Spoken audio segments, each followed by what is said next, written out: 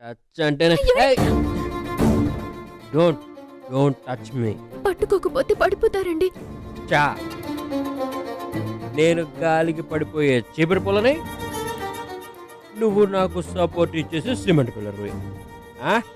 అంతేనా? అది కాదండి, మన గదిలోకి వెళ్దాం పదండి. నేను రానంటే రాను, రానంటే రాను. జాగ్రత్త, మెల్లిగా. ఏమండి?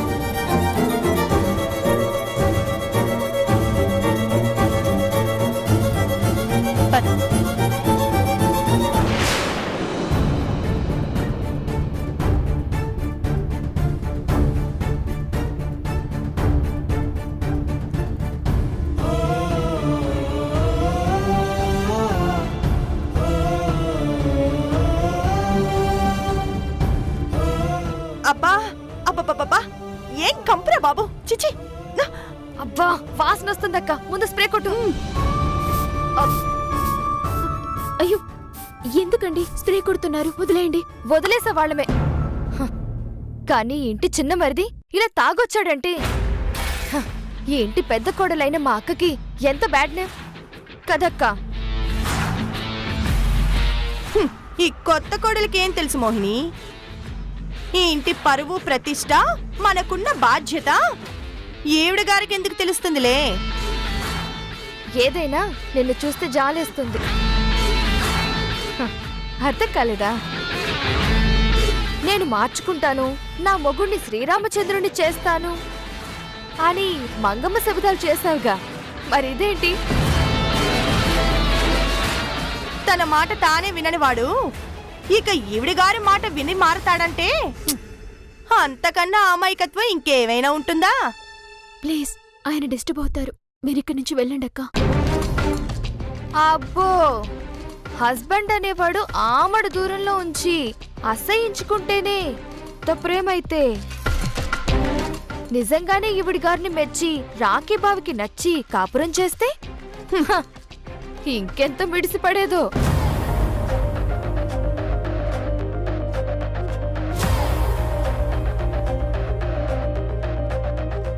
అమ్మా విజయ, లోకజ్ఞానం తెలియని దాన్ని ఇలా అడుగుతున్నాననేమనుకోకు. మీరిద్దరూ ఈ గదిలో ఏం చేస్తున్నారమ్మా? మా మరిది గారు తాగొచ్చారు. మీ కూతురు గారంటే అస్సలు నచ్చదు. ఎలా చూసుకుంటుందో ఏంటా అని మేం కూడా పట్టించుకోకపోతే ఎలా? అందుకే అందుకే ఇలా వచ్చాం. నా కూతురికి మీ మరిది గారు తాళి కట్టిన భర్తమ్మా. అతని కోసం ప్రాణం ఇస్తుంది.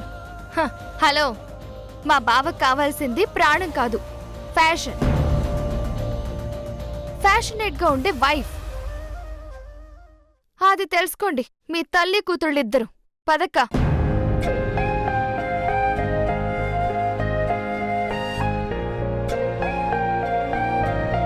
చూసావా తల్లి, ఎంత ఎగతాళి చేస్తున్నారు. నువ్వే కనుక అల్లుడు గారికి నచ్చినట్టుగా ఉంటే వాళ్ళకింత అవకాశం ఉండేదా? నువ్వింత బాధపడేదానివా? లయ్యా, నా మాట వినమ్మా. అల్లుడు గారికి నచ్చినట్లుగా డ్రెస్ వేసుకో. ఆయన ఎలా కోరుకుంటున్నారో అలా ఉండు. నీ కాపురం బాగుంటుంది. అమ్మా, కట్టిన తాళి మీద, ముడిపడ్డ బంధం మీద నమ్మకంతో ఆయన మారాలి కాని నేను కొత్త రంగులు పులుముకొని చేతగాని వేషం వేసుకొని ఆయన్ని మార్చుకోలేను. ఆ మార్పు అసలు మార్పే కాదు. ఆయన నన్ను అర్థం చేసుకుని నా వాడు కావాలి. నా వ్యక్తిత్వం నచ్చి నన్ను దగ్గర చేసుకోవాలి. అంతేకాని నేను మారినట్టు నటించి ఆయన్ని మోసం చేయలేనమ్మా.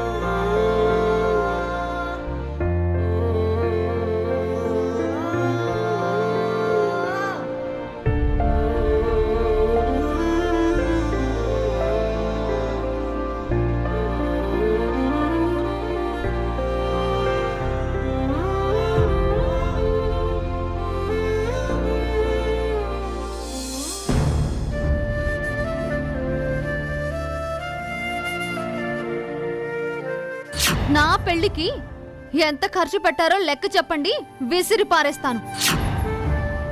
నేనేంటో నా క్యారెక్టర్ ఏంటో తెలియాలని పెళ్లికి ముందే నా మొగుడితో అగ్రిమెంట్ రాయించుకున్నాను.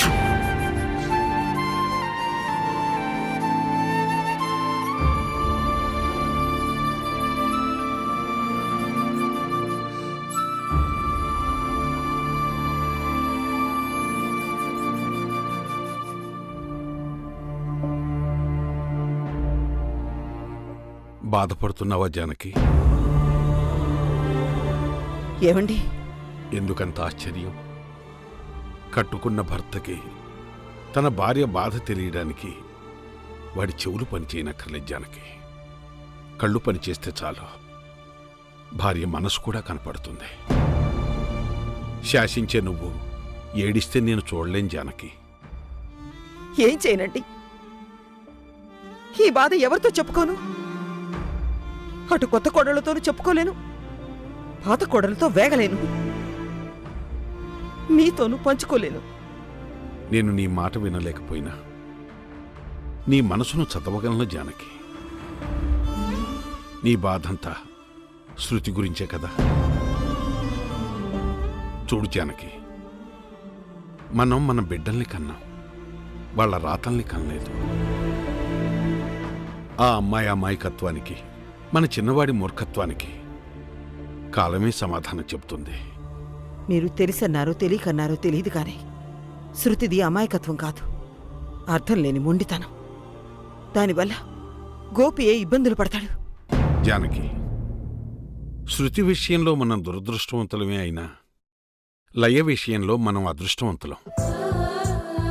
ఆ పిల్ల వల్లే ఈ ఇల్లు నిలబడుతుందని నా నమ్మకం. ఏవీ గమనించడం లేదు, మీరు ఏవీ పట్టించుకోవడం లేదు అనుకున్నాను. కానీ మీరు చెప్పింది అక్షరాల నిజమండి. ఏంటి? ఏం లేదులేండి, మన చిన్న కోడలు తన కాపురాన్నే కాదు శృతి కాపురాన్ని కూడా నిలబెడుతుందని ఎక్కడొక చిన్న ఆశ. ఆ దేవుడే కరుణించాలి.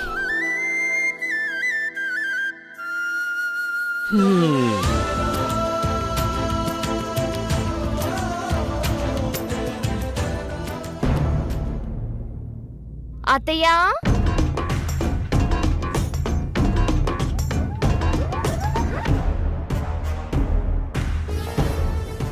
ఏంటత్తయ్యా, చివరికి ఏమీ వినపడని మావయ్యతో మీ గోడు చెప్పుకోవాల్సిన పరిస్థితి వచ్చిందన్నమాట. ఇంతటి మీ దురదృష్టాన్ని చూస్తే జాలేస్తుందంటున్నానత్తయ్యా, అంతే. ఉన్న మాటంటే ఉలుకెక్కువే మోహిని.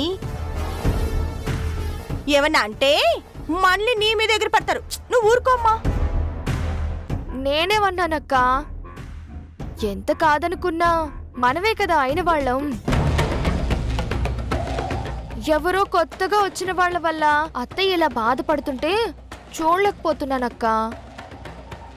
ఎవరైన వాళ్ళు ఎవరు కాని వాళ్ళు, ఈ ఇంట్లో పెద్ద కోడల్ని అన్న స్పృహ అత్తగారికి ఉందా? నువ్వు నా చెల్లివి అన్న జాస ఇంకెవరికైనా ఉందా? పొరిగింటి పుల్లకూర రుచి అని కొత్త కోడళ్ళని నెత్తి మీదకెక్కించుకున్నారు. బంగారం లాంటి నిన్ను కాదన్నారు. ఇప్పుడు బాగా అనుభవిస్తున్నారు.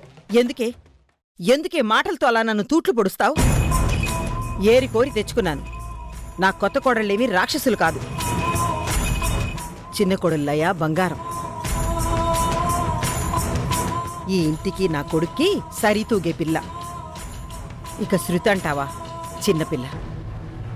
ఈ ఇంటికి కొత్తగా వచ్చింది. ఇక్కడ మనుషులు కొత్త, ఇక్కడ పద్ధతులు కొత్త. అన్నీ తనే తెలుసుకుంటుంది, ముందు ముందు తనే సర్దుకుపోతుంది. ఆవిడ సర్దుకునే లోపు మన కుటుంబం మొత్తం సర్దుకుపోవాలేమో చూసుకోండి. ఏం చేయాలో ఏం జరుగుతుందో నాకు బాగా తెలుసు. ముడివేసిన దేవుడు తెంచేయుడు, ఆశీర్వదించిన కాలం అన్యాయం చేయదు. మీరు ఎవరి హద్దుల్లో వాళ్ళుంటే మీకే మంచిది.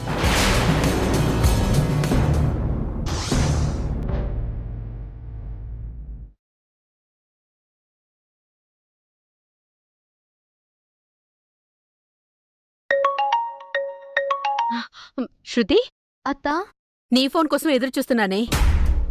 ఏం జరిగింది శృతి? ఇంకేం జరుగుతుంది?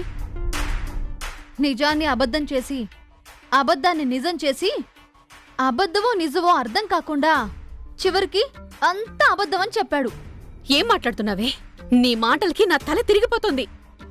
అక్కడున్న నీకే అలా ఉంటే ఇక్కడుండి అనుమానమో తెలియక అసలు నిజం తెలియక నేనెంత నలిగిపోతున్నానో అర్థం చేసుకో అత్తా. కాస్త అర్థమయ్యేటట్టు చెప్పవే, అర్థం చేసుకోవడానికి ప్రయత్నిస్తాను.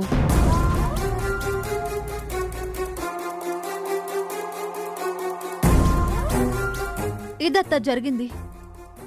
పార్టీకి వెళ్ళలేదు అంటాడు, కానీ హాస్పిటల్లో లేడు.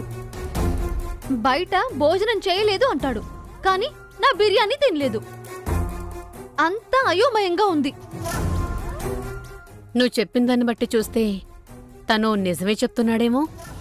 నేను అలాగే అనుకున్నాను, మురిసిపోయాను. కానీ అసలు ట్విస్ట్ తర్వాత ఇచ్చాడు. ఏం చేశాడు? నా కోసమని ఒక గిఫ్ట్ తెచ్చాడు. అంటే నీకు గిఫ్ట్ ఇచ్చి సారీ చెప్పి నిన్ను కూల్ చేయడానికి ట్రై చేస్తున్నాడన్నమాట. గుడ్, నీ చేతుల్లోనే ఉన్నాడు. అయ్యో అత్తా, ఎంతో ప్రేమతో దగ్గరకొచ్చి నీకోసం శ్రీరాముడి బొమ్మ తెచ్చాను. ఆ రాముడికి సీత ఎలాగో ఈ గోపికి నువ్వలాగా మన బంధానికి నిదర్శనం అని ఇచ్చాడు. అమ్మయ్యా, నీ దగ్గర నీ మొగుడు పూర్తిగా బెండైపోయాడే. రాముడితో తనని పోల్చుకున్నాడంటే ఇంకొక ఆడదానికి తన మనసులో చోటు లేదని చెప్పకనే చెప్పేశాడు. అక్కడే ఉంది కిటుకు. ఆయన ఇచ్చింది రాముడి బొమ్మ కాదు, కృష్ణుడి బొమ్మత్తా. ఏంటి? అవునత్తా, అంత దర్జాగా అంత ధైర్యంగా కృష్ణుడి బొమ్మ తెచ్చి నా చేతిలో పెట్టాడంటే ఏంటి మీనింగు? ఇంకేం మీనింగు? అదే మీనింగు. నా లైఫ్లో నువ్వు ఒక్కదానివే కాదు, ఇంకెన్నో కన్నె ముద్దులున్నాయి, వెన్న ముద్దలున్నాయని హింట్ ఇచ్చాడే. ఇక లాభం లేదు శృతి, ఇలాగే వదిలేస్తే ఇవాళ బొమ్మిచ్చాడు, రేపే గుమ్మనో తీసుకొచ్చి నీ సవతి అంటాడు. అత్తా, ఈ బేబత్త ఊరికే ఏది చెప్పదు. అంతా నీ కాపురం బావుండడానికే, నీ జీవితం నా జీవితంలా కాకూడదని. ఇప్పుడు ఏం చేద్దాం అత్తా? రేపు మనం ఎవరికీ తెలియకుండా హాస్పిటల్కి వెళ్దామే. వెళ్ళి ఎవరితో పార్టీకెళ్ళాడో, ఎవరికోసం అంత ఆరాట పడుతున్నాడో మనం కనిపెట్టాలి. మాట మాట్లాడితే శ్రీ శ్రీ అంటున్నాడత్తా. ఆ శ్రీ ఎవరితో కనిపెట్టి జుట్టు పట్టు నిలదిద్దుగాని. అలాగే అత్తా. రేపటితో నీ మొగుడి రాసలీలకి తెరపడబోతోంది. Good night. గుడ్ నైట్ అత్తా.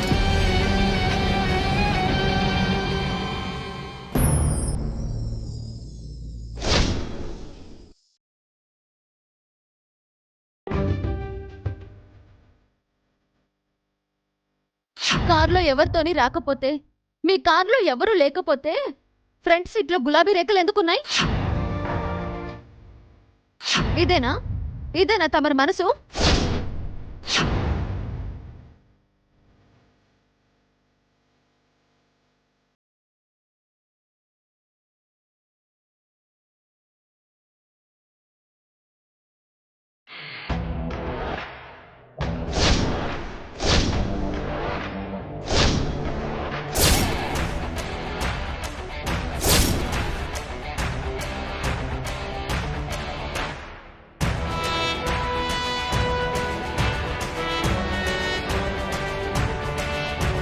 శృతి, అత్తా, ఇదే మంచి ఛాన్స్. ఇన్ని రోజులు శ్రీ శ్రీ శ్రీ శ్రీ అని జపం చేస్తున్నాడు. ఇవాళ శ్రీ ఎవరు కనిపెట్టాలి.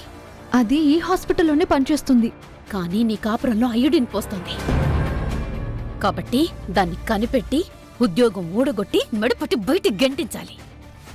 రెడ్ హ్యాండెడ్గా పట్టుకోవాలి. అయితే చేతులకి రెడ్డింగ్ పూసుకుందామా? ఎందుకు?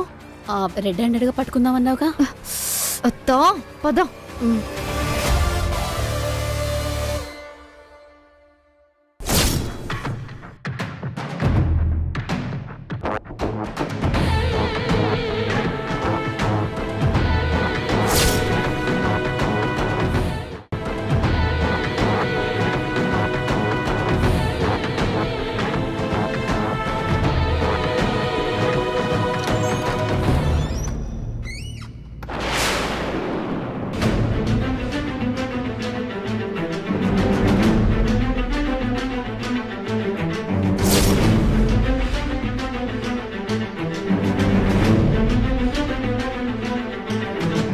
డాక్టర్ గారేంటి డల్గా ఉన్నారు? అదిగో వచ్చింది రా. అదేనా? ముమ్మాటికి అదే. భగవంతుడా, వీడి ముదురు టెస్ట్ ఏంట్రా నాయనా? డాక్టర్ గారు ఏమైంది? నేనిచ్చిన ప్లాన్ వర్కౌట్ అయిందా? నీ అంకమ్మ, నీ మాట విని దెబ్బైపోయాను. అరే మాట్లాడరేంటి డాక్టర్? ఏం జరిగిందో చెప్పండి.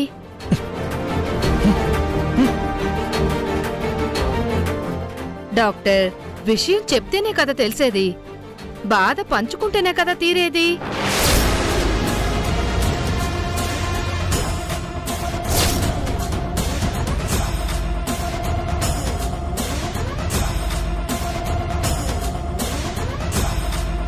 ప్లీజ్ డాక్టర్, నా ఐడియా ఎప్పుడూ ఫెయిల్ అవ్వదు. ఏం జరిగిందో చెప్పండి.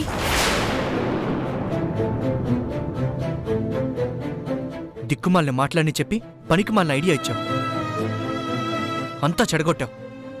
వర్కౌట్ కాలేదా? చాట చిరిగి చాపంతయింది, నా కొంప కొల్లేరైంది. డాక్టర్, పో పో ఇక్కడి నుంచి.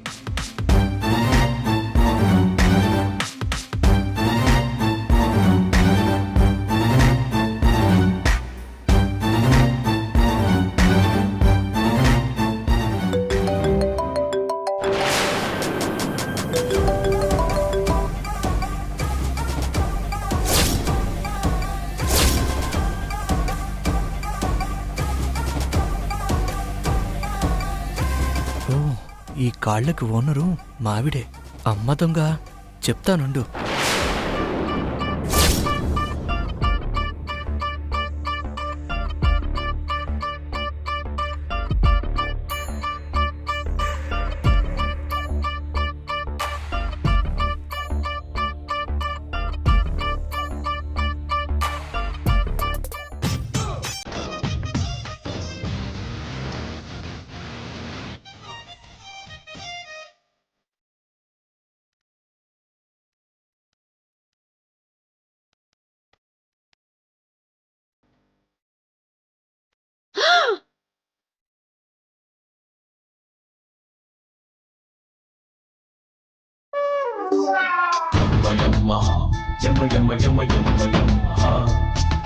నాకేం తెలీదు, నాకేం తెలీదు.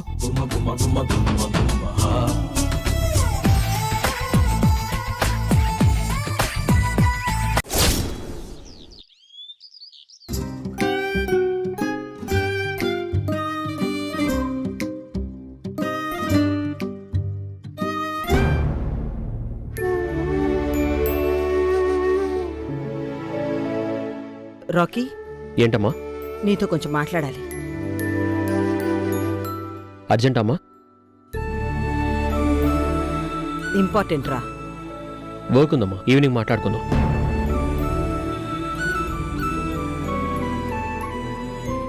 వాయిదా వేయడానికి నేను నీతో వ్యాపారం గురించి మాట్లాడడానికి రాలేదు, జీవితం గురించి మాట్లాడడానికి వచ్చాను. ఎవరి జీవితం? పరాయి వాళ్ళ జీవితం గురించి మాట్లాడే అవసరం నాకే ఉందిరా. నేను నీ జీవితం గురించి మాట్లాడడానికి వచ్చాను. ఇప్పుడు నా జీవితానికి ఏమైంది? బానే ఉందిగా. బాగానే ఉండడానికి బాగుండడానికి చాలా తేడా ఉందిరా.